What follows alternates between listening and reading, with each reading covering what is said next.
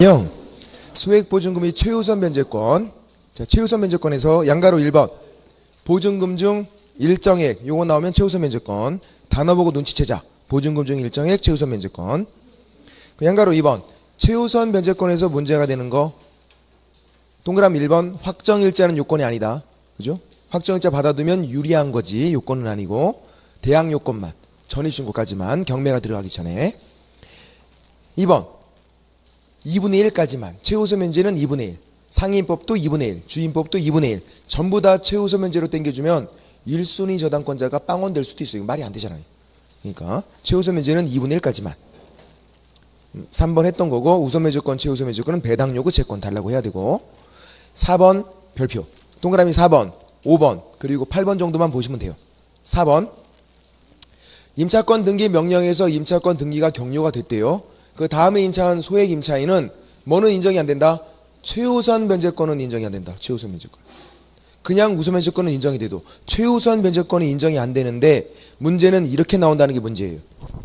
임차권 등기 명령에서 임차권 등기가 됐대요. 그 주택을 후에 임차한 소액 임차인은 보증금 중 일정액에 대해서 우선 면제를 청구할 수 없다. OX. 그냥 우선 면제권은 인정이 된대요. 최우선 면제권은 인정이 안 되는 거지. OX 이거 맞다라는 거예요. 이게 왜 맞는 거냐면 이게 지금 우선 면제가 보인다고 우선 면제권이 아니에요. 앞에 보증금 중 일정액에 대한 우선 면제니까 얘가 뭐다? 최우선 면제권이다. 얘는 그러니까 최우선 면제권이 인정이 안 된다 그런 말이니까 맞는 말이라고요. 주저없이 보증금 중 일정액 이 단어가 보이면 최우선 면제권 정원화 한다고요. 보증금 중 일정액 최우선 면제권 확정일자 우선 면제권. 이거는 우선 면제권을 말하고 있는 게 아니라 앞에 보증금 중 일정액이 보이니까 최우선 면제권이다. 최우선 면제권이 인정이 안 된다 그런 말이라고 이게. 그것만 주의하자. 제가 적어놨죠. 그리고 5번은 미등기 주택 밑에다가 주임법 적용 동그라미. 미등기 주택도 주택이라고 부르는 순간에 주임법 적용이 된다고요. 그러면 대지 환가대금도 최우선 면제 대상이 돼야 돼요. 주임법만 적용되면 차이를 둘 필요가 없다. 되는 거고. 그리고 8번이 제일 문제가 되는 거예요. 중개업하실 때 8번이. 이 소액 임차인 범위가 계속 바뀌어 오는데 예를 들어서 어떤 상황이냐면 이런 상황이에요. 2016년 1월에 저당권 설정했어요. 이때는 서울에서 9,500만 원 이하가 소액 임차인이었어요. 3월 달에 법이 바뀐 거예요. 3월 달에 현재로. 이제 현재 임대차 계약을 체결했는데 보증금 1억에 한 거예요. 현재 서울에서 딱 맞춰서. 지금은 1억 이하가 소액 임차인이잖아요. 딱 맞춰서. 근데 저당권은 1월 달에 설정됐고 요때는 9,500만 원 이하가 소액 임차인. 그러니까 옛날을 기준으로 하면 이 사람은 소액 임차인이 아니에요.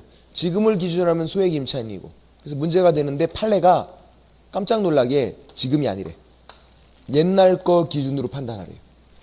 저당권 설정 당시 법 기준으로 판단해라. 현재가 아니라. 그러니까 이렇게 설명하면 안 돼요. 중개업하실 때 지금 보증금이 소액이시니까 최우선 면제권 다 인정이 됩니다. 아니라고. 안 될 수가 있다고요. 그 집의 저당권이 언제 설정된 날 봐야 한다고요. 저당권 설정 당시 법 기준으로 판단한다고요. 저당권 설정 당시. 만약에 그 집의 저당권이 10년 전이래. 10년 전 법 기준으로 판단해야 돼요. 거기 또. 그러니까 이제 옛날 거 바뀌기 전 거도 그거 다 알고 있어야 돼. 싹 다 옛날 거까지. 그거 어떻게 알아? 지금도 모르는데. 책상에 껴놔야지 그냥. 옛날 거 다 책상에 껴놓고 찾아서 설명만 해주면 돼요. 현재가 아니라 옛날 법 기준이다. 저당권 설정 당시 기준. 그것만 주의하시면 되고. 거기에 동그라미 8번이었고 담보물권 취득 시 저당권 설정 시 기준으로 소액 임차인을 판단해라. 현재가 아니다. 8번은 서울특별시를 따로 빼고 있다는 거. 옛날에는 서울특별시가 이 과민억제 권역에 들어가 있었어요. 지금은 따로 독립해서 따로따로 있다. 그러니까 서울특별시랑 과민억제 권역이 소액 임차인 범위가 동일하다 그러면 X죠. 서울특별시를 따로 빼고 있으니까. 10번은 옆에다가 가장임차인 적어놓고 한번 읽어보세요. 가장임차인이니까 최우선 면제권 인정이 안 된다 그런 거예요. 돈 받는 걸 목적으로 해서 들어간 거 이 사람은. 남편이 공인중개사였고. 여기다. 밑에 이제 5번 기타에서 역시 필요한 거 몇 가지 보면 되는데 임차권 등기 명령제는 임대차가 종료된 후에 하는 거죠. 기간 중에 할 수 있는 게 아니에요. 종료됐는데 보증금 안 주면 요거 해놓고 이사를 가면 유지가 되는 거죠. 근데 예를 들어 이런 경우에요. 대항력은 있었는데 우선 면제권은 없었대요. 임차권 등기 명령에서 임차권 등기가 됐어요. 그러면 대항력은 원래 있었으니까 있던 건 그냥 쭉 유지가 돼요. 우선 면제권은 없었대요. 없던 건 등기가 되면 그때부터 생기는 거예요. 둘 다 없었으면 둘 다 그때부터 생기면 되는 거고 둘 다 있었으면 옛날 게 유지가 되면 되고 하나는 있고 하나는 없었다 그러면 있던 건 유지, 없던 건 생기면 되고 그렇게요. 됐고 있었는데도 그게 상실되고 새로운 게 생기는 건 아니다. 있었으면 유지가 되면 된다. 이거는 뭐 그런 거고 양가로 1번에 역시 세 번째 줄이 제일 문제가 두 번째 줄이 제일 문제가 되는 거죠. 임차권 등기 명령에서 임차권이 됐다. 그 다음에 임차한 소액 임차인은 최우선 면제권 인정이 안 된다. 그거 아까 했던 거고 밑줄 거는 거는 임차권 등기가 있어도 경매 신청은 안 된대요. 바로 임차권이 채권이니까. 임차인은 어떻게 해라? 소송 제기 승소한 다음에 강제 경매만 해라. 바로 경매 신청은 안 된다. 임차권 등기가 있어도 마찬가지예요. 바로 경매 신청 안 된다고. 이미 경매 신청권이 없다고. 소송 제기 승소 강제 경매만. 임차인은. 양가로 2번은 최단 존속 기간 2년인 거. 상인법은 1년. 근데 짧은 거 누구만 주장할 수 있다? 임차인만. 쉬운 거니까. 양가로 3번은 존속의제, 주임법, 상위법 공통으로 있는 거. 보증금 받을 때까지 임대차가 존속하는 거로 본다. 그런 거고 법정갱신, 주임법, 상위법 공통으로 있어요. 법정갱신은. 다만 기간이 양가로 5번 주임법은 2년으로 본다. 상위법은 1년으로 본다. 이렇게 돼 있죠. 질문 드려볼게요. 법정갱신, 묵시적갱신 같은 말 다른 말? 같은 말이에요. 같은 말. 예. 근데 기간은 2년으로 본다, 1년으로 본다. 그거 누구만 구속하죠? 임대인만 구속하는 거예요. 2년으로 본다. 임대인은 빼박 2년. 빼도 박도 못해. 빼박 2년. 임차인은 2년으로 봐도 계약해지 통지할 수 있다. 임차인은 선택권이 있어요. 상인법도 마찬가지. 1년으로 본다. 누구만? 임대인만. 임차인은 선택권이 있고 언제든지 계약해지 통고할 수 있고. 이게 법정갱신, 묵시적갱신은 누구만 유리한 거라면 차인만 유리해요. 선택권이 있잖아. 임대인은 그냥 빼박이라고. 빼도 박도 못한다고. 2년, 1년 그렇게요. 다음 페이지 양가로 7번 증액시 제한 20분의 1 초과 금지고 상위법은 100분의 9. 1년 이내 재증액 금지는 똑같아요. 주임법, 상위법. 다만 그 비율이 주임법은 100분의 5, 20분의 1, 상위법은 100분의 9. 항상 숫자가 큰 거, 많은 거 상위법이다. 근데 이거는 재계약 시 합의로 증액 시는 적용이 안 된다. 그럼 20분의 1은 언제 적용되는 건데요? 2년 계약했는데 1년 지나고 올릴 때 그때만. 2년 끝나고 재계약할 때는 왕창 올려도 된다. 상인법은 5년 지나고 5년 끝나고 올릴 때 왕창 올려도 돼요. 5년 기간 내는 100분의 9가 적용돼요. 상인법은 5년 끝나고 올릴 때 왕창 올릴 수 있고 주임법은 2년만 끝나도 왕창 올릴 수 있어요. 주임법은. 양가로 8번은 임차인이 상속권자가 없으면 문제가 안 돼요. 사실혼 배우자가 상속하면 되니까.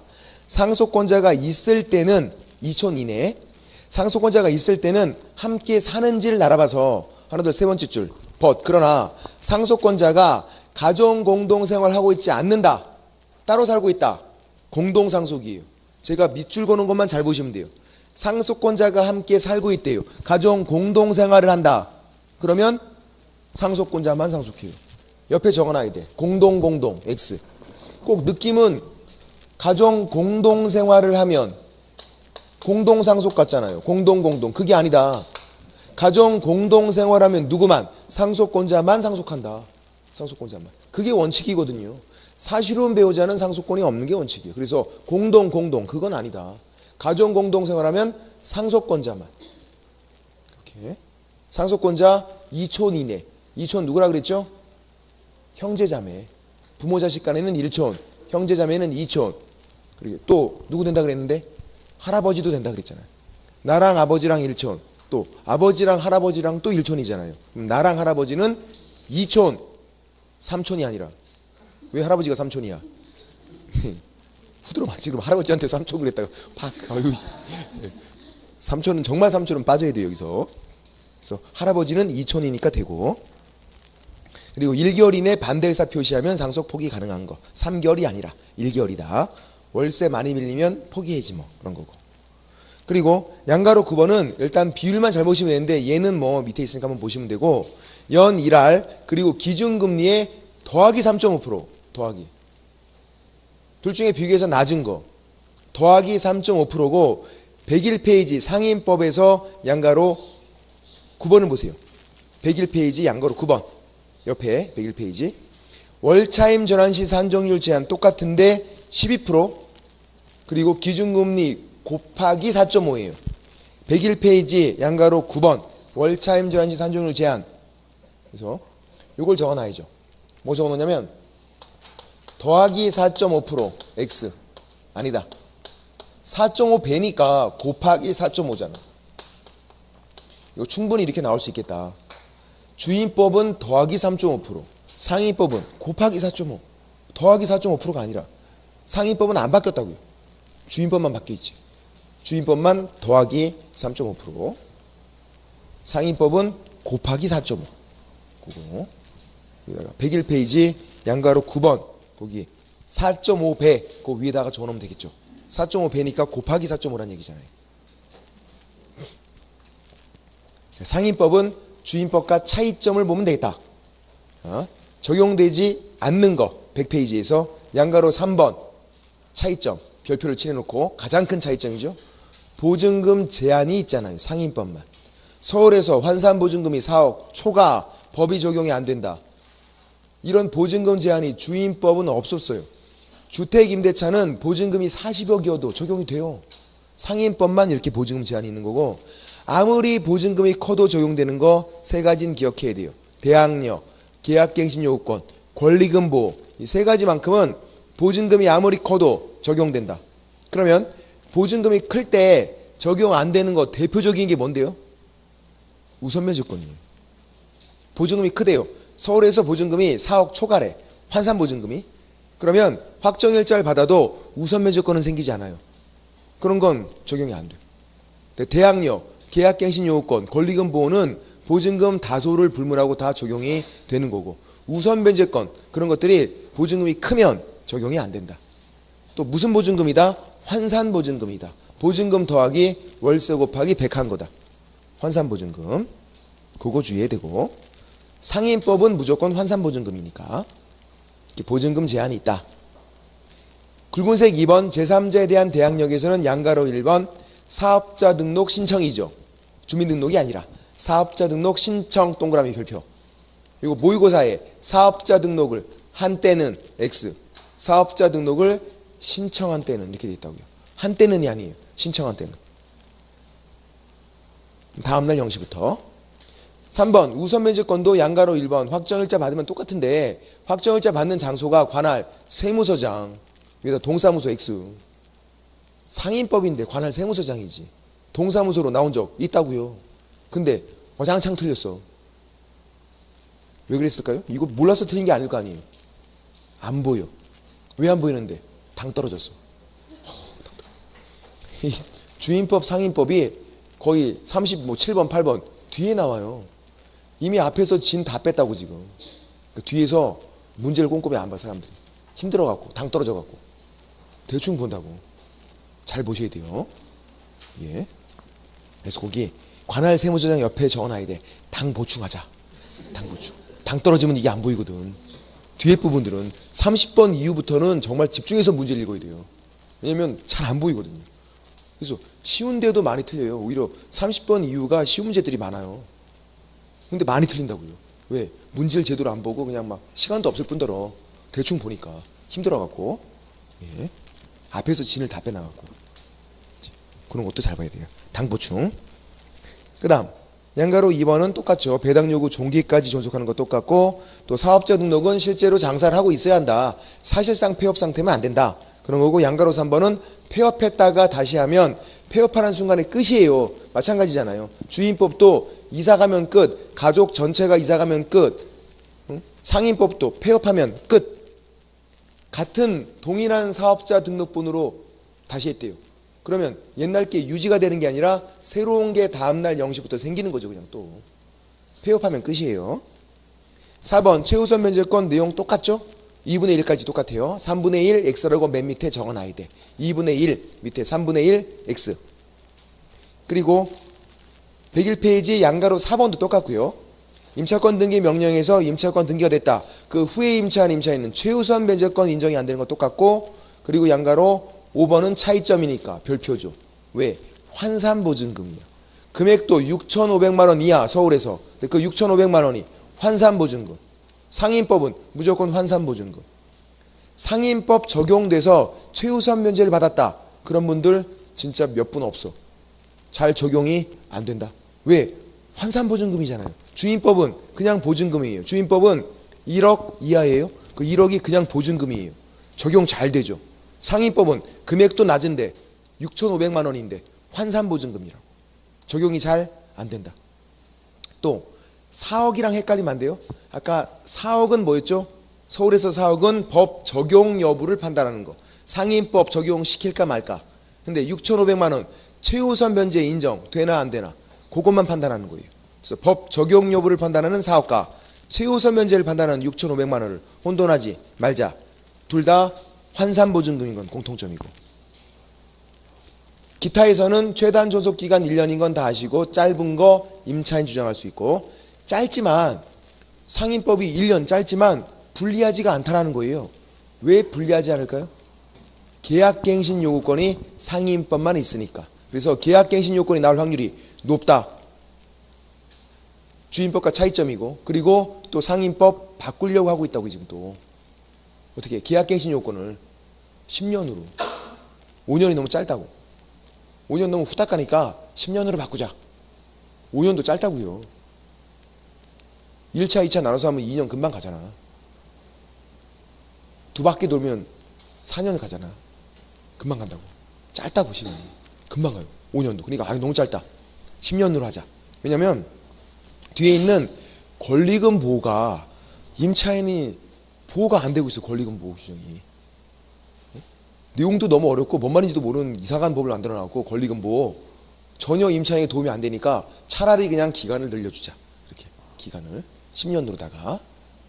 그러면 어떤 장점이냐면, 계약갱신 요건 행사하면요, 그 기간 내에는 아까 5년이면 5년 기간 내는 100분의 9잖아요. 만약에 10년이면요 10년 동안 100분의 9예요. 10년 지나고 올릴 때 왕청 올 수 있게. 그러면 훨씬 보호가 되니까 차라리 10년으로 바꾸자 라고 하고 있는데, 아직 안 바뀌었어요. 올해 안에 바뀔 수도 있어. 근데 아마 시행은 내년부터 될 것 같아요. 제 느낌은 그래요. 만약에 그 전에 바뀌어서 바로 시행되면 또 우리 시험번에 또 들어오니까 피곤하게 되는 거지. 어쨌든 그러니까 이제 문제가 되고 있으니까 충분히 다시 나올 수 있겠다. 계약갱신 요건. 주인법에는 없고 또 상인법만. 상인법은 법정갱신과 계약갱신 요건이 다 있어요. 상인법만. 그래서 문제가 되는 판례들이 거기 양가로 7번과 양가로 13번이 이 두 가지. 한번 설명을 드려볼게요. 제가 이거 기본서로 할 때 한번 설명드렸나 모르겠는데, 보세요. 처음에 1년을 했대요. 1년. 근데 이제 둘 다 멍 때렸어요. 임대인이 갱신 거절 통지를 안 했어요. 임대인이. 임차인도 계약 갱신 요구도 안 했어요. 임대인과 임차인이 둘 다 같이 그냥 멍 때리고 있는 거예요. 서로 어떤 조치도 취하지 않고. 그럼 법정 갱신이 되는 거죠. 법정 갱신, 묵시적 갱신 1년으로 본다. 또 멍 때렸어요. 1년으로 본다. 또 멍 때렸어요. 1년으로 본다. 또 멍 때렸어요. 1년으로 본다. 5년 다 채웠어요. 이제 5년. 그리고 또 멍 때려서 6년으로 법정 갱신 될까요? 안 될까요? 된다. 된다. 된다. 된다. 왜냐하면 5년 제한 규정은 어디 있는 건데요? 계약 갱신 요구권. 그건 뭔데요? 임차인이 본인이 적극적으로 갱신을 요구한 거예요. 그럴 때 5년이 되는 거지. 둘 다 멍 때리고 있으면 계속 된다고. 5년 제한 규정은 법정갱신에 적용되는 게 아니에요. 5년 제한 규정은 계약갱신 요건만 붙어 있는 거라고요. 그게 별개거든요. 혼돈하면 안 된다고. 법정갱신이라는 게 따로 있는 거고 계약갱신 요건이 따로 있다고요. 상임법은. 그러면 법정갱신에는 그 5년 제한 규정이 적용이 안 되기 때문에 그 규정이 없다고요. 5년 제한 규정이. 그러니까 6년, 7년, 10년, 100년 계속 될 수 있다고. 그러면 됐고. 근데 이런 판례 또 이제 보세요. 처음에 또 1년 했대요. 근데 임대인이 이번에는 끝내고 싶어요. 적극적으로. 그래서 임대인이 뭐 했냐면 갱신거절 통지했어요. 야, 너랑 이제 끝낼 거야. 갱신거절 통지. 이거 왜 했을까요? 응? 이거 왜 했을까? 이거 안 하면 멍 때려서 또 묵시적 갱신 되니까요. 1년으로 본다. 그러니까 법정 갱신을 막으려고 이걸 한 거예요. 임대인이. 그러면 끝난 거예요, 이제? 아, 1년으로 끝. 아니다. 이거 한 후라 하더라도 임차인에게 다른 권리가 법에 정해져 있잖아요. 뭐가 있죠? 법정갱신과는 별도로, 완전 별도로 계약갱신 요건이 따로 있잖아요, 이게. 이 권리를 임차인에게 인정을 해주고 있으니까 이거 행사할 수 있다는 거예요. 만약에 갱신거절 통지 후에 계약갱신 요건 행사가 안 된다 그러면 계약갱신 요건은 있으나 마나요? 임대인이 먼저 선수 치면 끝나버리잖아요, 그냥 바로. 말이 안 되지. 그래서 그래도 임차인은 계약갱신 요건 행사할 수 있다. 연장을 요구하는 거 이제 임대인에게. 그러면 최초 기간 포함해서 얘가 이걸 했을 때는 그때는 이제 5년으로 제한된다고요. 그때만 자기가 갱신을 요구했을 때만 5년까지. 그리고 5년 기간 내에는 100분의 9가 적용되는 거죠. 왕창 올리면 초과 부분은 무효가 되는 거고. 근데 이제 얘가 임대인이 요때쯤에 야 그냥 우리 내가 5년으로 인정해 주는데 응? 네가 어차피 이렇게 했으니까 계약서 다시 쓰자. 5년으로 그냥 처음부터 다시 하자. 재계약 쓴 거예요. 그러면서 왕창 올렸어. 야 근데 재계약은 왕창 올릴 수 있대. 왕창 올렸어. 이거 아니다.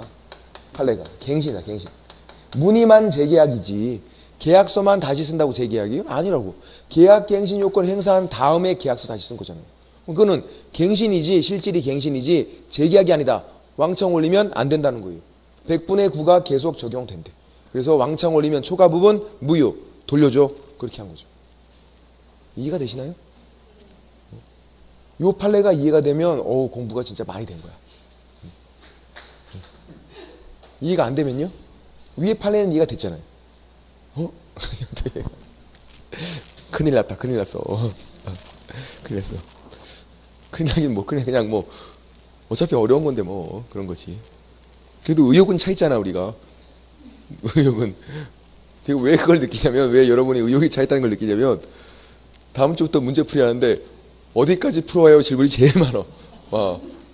아시는 거 있어서 풀어오겠다는 거예요 뭐예요 도대체. 응? 문제 풀어오겠다는 사람이 많다고 지금 의욕적으로다가. 그럼 된 거지 뭐. 응? 다음 주부터는 문제풀이 하잖아요. 문제풀이인데 문제집에서 어디까지 풀어오는지가 궁금하다고. 그거 풀어오려고. 풀어봐야지. 의욕이 차서. 그럼 된 거라고. 어차피 그냥 잘하고 계시나 그랬잖아요 지금. 판례가 어려운 거죠 판례가. 이 두 판례의 공통점이 있어요. 뭘까요? 계약갱신 요건과 법정갱신이 따로 있다라는 거예요. 따로. 별개다. 5년 제한 규정은 어디 있는 거다? 계약갱신 요건. 법정갱신은 5년 제한 규정 없다. 이게 따로다 보니까 임대인이 갱신거절 통지했다 하더라도 계약갱신 요건이 인정되는 거예요. 갱신거절 통지는 법정갱신을 막는 거지 계약갱신 요건 행사를 막는 게 아니잖아요. 이거는. 따로니까 이게 인정되는 거예요. 그럼 최초 기간 포함해서 5년으로 얘가 행사했을 때는 5년으로 끝나는 거고. 그렇게 13번을 한번 읽어볼게요. 임대인이 갱신거절 통지 선후 관계없이 임차인이 계약갱신 요건 행사로 종전 임대차가 갱신된다. 별개니까. 그러고 이제 기간 만료 전에 재계약 형식을 취했더라도 재계약이 아니다. 갱신이다. 그래서 왕창 올리면 초과 부분은 무효다. 반환해라. 이렇게 되는 거죠. 그리고 그 위에 보시면 양가로 10번도 판례인데 갱신거절 통지가 관리행위래요. 보존행위가 아니라. 보존행위면 지분이 아무리 적어도 그냥 단독을 할 수 있어요. 관리행위는 지분 과반수로 하는 거예요. 그러니까 지분이 반수인 임차인이 단독으로 할 수가 없어요. 갱신거절 통지는 관리행위니까. 반수면 과반수가 아니잖아요. 그렇죠? 그래서 거기에 양가로 10번에 지분 2분의 1인 공유자는 단독으로 갱신거절 통지를 할 수 없다. 왜? 관리행위니까. 과반수가 안 되니까. 지분 2분의 1 밑에 적어놔야죠. 아깝이. 아깝잖아. 조금만 더 있어서도 과반수가 안 됐잖아요. 반수니까. 아깝잖아. 개무신 당했네. 어쨌든 그렇게 되고 됐고. 뭐 11번도 판례인데요. 일부 임대차면 사업자동 신청할 때 도면 첨부해라 이렇게 돼 있어요. 그래야 대항력이 있다.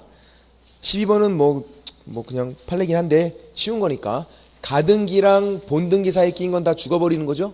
그게 소유권 이전 등기건 대항 요건 갖춘 임차거리건 필요 없어요.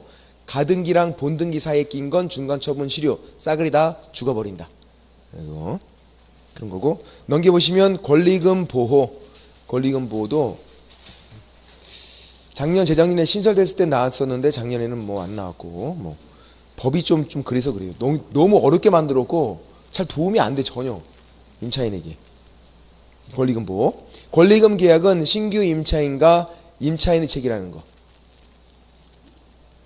신규 임차인과 임차인 권리금 계약은 임대인이 나오면 안 된다고요. 임대인이 권리금 받는 게 방해행위예요. 임차인이 받는 게 권리금이지. 신규 임차인이 기존 임차인에게 주는 게 권리금이라고. 근데 양가로 2번 방해행위는 기간 끝나기 3개월 전부터 종료 시까지의 1번부터 4번까지 행위를 하면 그게 방해행위인데요. 1번, 2번처럼 잘 하지 않아요. 1번은 임대인이 지가 권리금 받겠대. 방해행위. 2번은 권리금 주지 말래. 임차인에게 방해행위. 3번, 4번 살짝 별표고 3번 현저히 고액이 차인가 보증금을 요구했어요. 월세 왕창 올렸고 보증금 왕창 올렸어. 실질적으로 권리금을 못 주게 하는 효과가 있다. 왜 그러냐면 권리금은 어느 때 주는 거예요? 신규 임차인이 그 건물에 들어가서 이제 장사를 해요. 장사를 하게 되면은 임차인에게 권리금 주는 거예요. 근데 월세 보증금 왕창 올랐대. 그 건물에 들어갈 수 있을까요? 못 들어가. 돈이 어디 있어? 들어가서도 권리금 챙겨줄 돈이 없다고요. 그러니까 실질적으로 권리금을 못 주게 하는 효과가 있다. 신규 임차인이 그렇게 세가 비싼데 어떻게 들어오냐고. 방해행위. 그리고 4번처럼도 많이 해요. 아무런 이유 없이 거절하는 거야. 신규 임차인이 들어와서 장사를 해야 되는데 계약을 안 해줘요. 그러면 들어와서 장사 못하니까 권리금 못 주잖아요. 그게 방해행위다. 정당한 사유 없이 거절하는 거. 그렇게 방해행위를 해서 손해입으면 손해배상 청구할 수 있죠. 3년 이내. 3년 이내. 상위법은 잘 모르면 3이니까 3년 이내 그렇게 하는 거고. 양가로 3번은 거절할 수 있는 정당한 사유가 있어요. 거절 사유들. 동그라미 1번, 2번은 아주 황당한 거예요. 1번 신규 임차인이 딱 보니까 돈이 없어 보인대. 2번 애가 싸가지가 없어 보인대. 그러면 임대인이 거절할 수 있어요. 임대인이 신규 임차인을 딱 봤어요. 계약하려고. 딱 봤더니만 이거 돈이 없어 보여. 거절. 싸가지 없어 보여. 거절. 그거 어떻게 하냐고. 알 수 있는 경우 있죠. 신 내렸으면. 신기 있대. 딱 보고 알아. 내 촉은 정확해. 나 작두 타고 왔어. 금방 알 수 있잖아. 그거 아니면 몰라. 그래서 거기 4번 밑에 양가로 3번 4번 밑에 화살표 1번과 2번에 대해서 신규 임차인이 자력이 있는지 싸가지가 있는지 어떻게 해라? 임차인이 정보 제공하래. 임차인이 신규 임차인이 아니라 자기가 자기 거 제공하는 게 아니에요. 임차인이 신규 임차인 관련 정보를 제공하는 거예요. 안 그러면 알기 어려우니까. 나오기가 쉽지 않겠다. 3번만 크게 별표. 왜? 숫자니까 이거 나올 확률이 제일 높아요. 바꿔서 틀린 걸로 해서 어떻게? 1년 6개월 이상 영리 목적으로 사용하지 않았대. 1년 6개월이나 장사를 안 했대요. 아니, 장사도 안 했는데 뭘 거절할 수 있지. 1년 6개월. 1년 X 6개월 X 6개월 곱하기 3.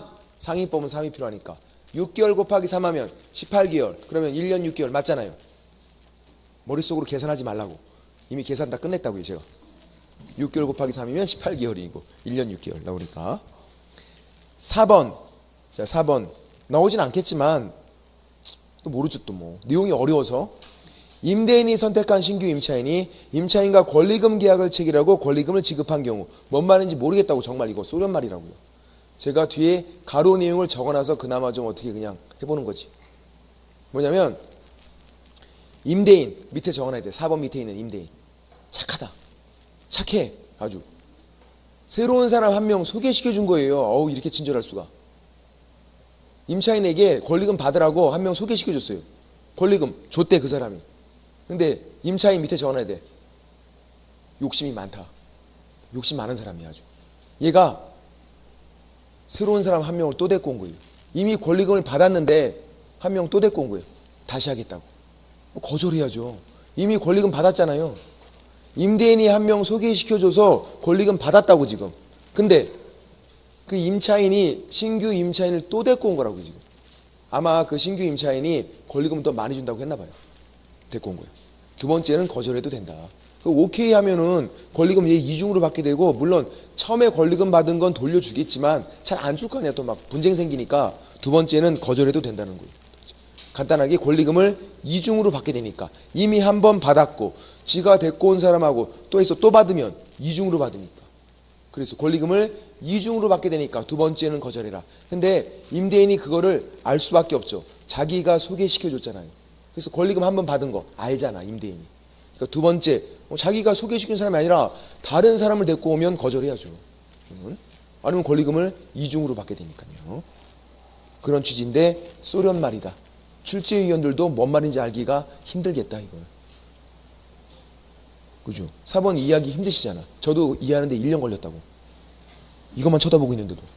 아, 어려워. 어려운 말이에요. 그러니까 이렇게 상위법을 이게 권리금 보호를 너무 어렵게 만들어 놨고 전혀 도움이 안 된다고요 지금. 뭐 아까 현저히 고액이 차임 올리는 거 얼마인지 뭐 비율을 정해놓든지.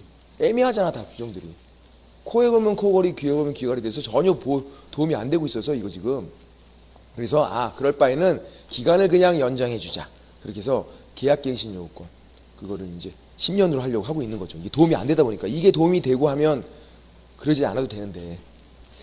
양가로 4번은 상위법은 3기니까 3기 차임 연체하면 계약 해지할 수 있다 그런 거고, 103페이지에 적용 범위에서 상위법에서 1번 판례만 설명드릴게요. 1번 판례.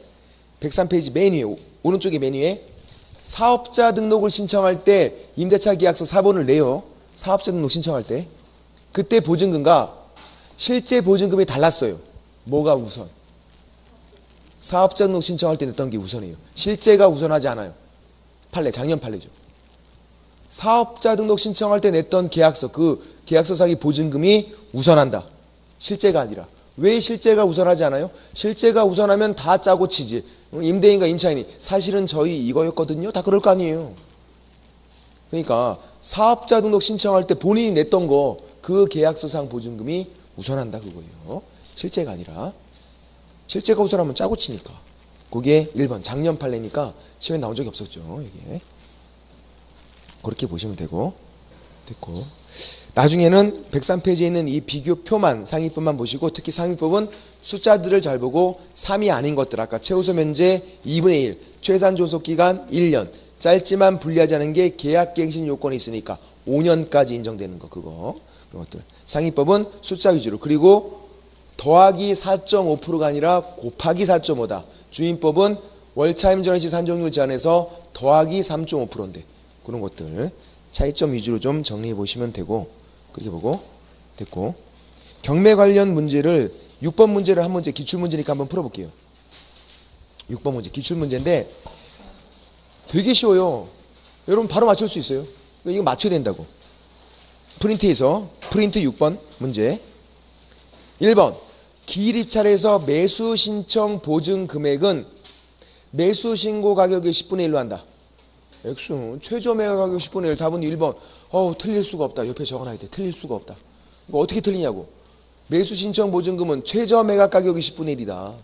항고 보증금은 매각 대금이 10분의 1. 답은 1번. 2번 아까 했던 거죠. 차순위 매수 신고는 신고액이 최고가 매수 신고액에서 그 보증을 뺀 금액을 넘을 때만 할 수 있다. 맞잖아요. 이렇게도 많이 나왔고 계산 문제도 나오고 이게 정답으로 나온 적도 있었다고요. 심지어는. 잘 봐두자. 3번 매수인은 매각 대금을 다 낸 때 매각이 목적인 권리를 취득한다. 완납하면 소유권 취득 맞잖아요. 다 내면 바로. 기한이 안 지났어도 예를 들어서 1월이래요. 1월. 대금 지급 기한이라 그랬어요. 중간에 돈 냈대요. 그러면 1월이 다 지나야, 그 기한이 지나야 소유권 취득이에요? 요때 소유권 취득이에요? 요때 돈 완납한 때 바로 소유권 취득.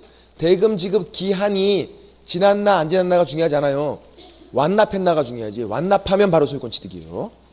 그 다음 4번 순서를 정해보세요. 경매에서 대항할 수 있다. 그럼 선순위예요. 대항할 수 없다. 후순위예요.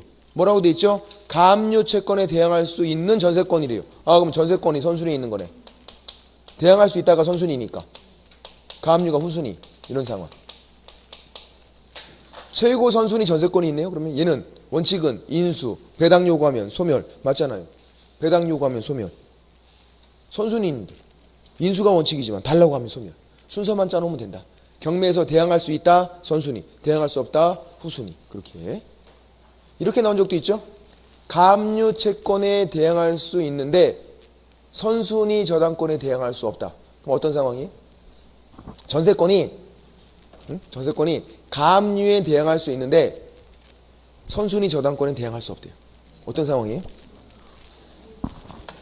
이런 상황이죠. 선순위 저당권이 있다는 얘기잖아요. 이 선순위 저당권에 대항할 수 없다니까 후순위, 가압류에 대항할 수 있다 선순위. 그럼 경매는 어떻게 된다? 소멸. 이거는 배당 요구하면 소멸이 아니라 얘가 말소 기준 걸리니까 얘가 소멸이잖아요. 그죠? 얘가 죽으면서 밑으로 다 죽이니까 얘는 그냥 무조건 소멸인 거지. 그죠? 아까는 전세권이 선순위니까 인수가 원칙이고 배당 요구하면 소멸. 전세권도 후순위면 그냥 소멸이라고요. 됐고. 5번 재매각 절차에서 전 매수인 얘가 돈을 안 내서 또 하는 게 재매각.